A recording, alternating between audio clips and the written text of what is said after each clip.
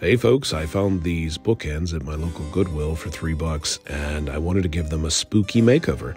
So I got out my epoxy clay and started adding it to the face and to the feet and anywhere I wanted to sort of change the shape and make it a little bit more interesting. They kind of look to me like Braun Thomas or perhaps like the creatures from a medieval manuscript. And from there, the story just sort of started coming together on its own. I wanted to add additional elements, and I took a half of an Easter egg, plastic Easter egg, and added air-dry clay to that to make a little pumpkin, a jack-o'-lantern.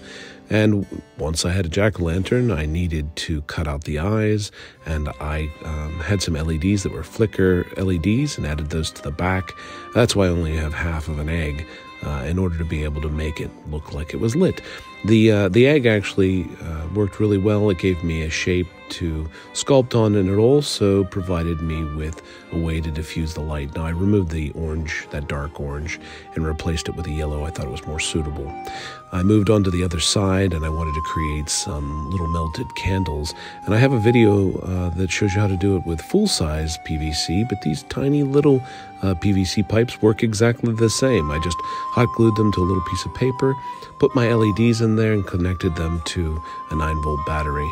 At this point, we could move on to some of the painting. I just did a very straightforward paint job on this and then used that's a wash, which is just a black acrylic paint with a little dish soap.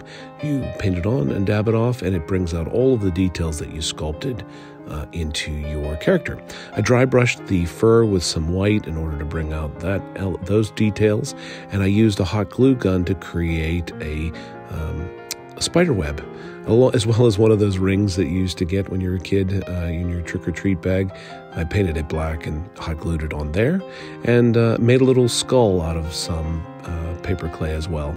I really feel like you can't go wrong with elements here. The more elements you add to it, the greater and more detailed the story becomes.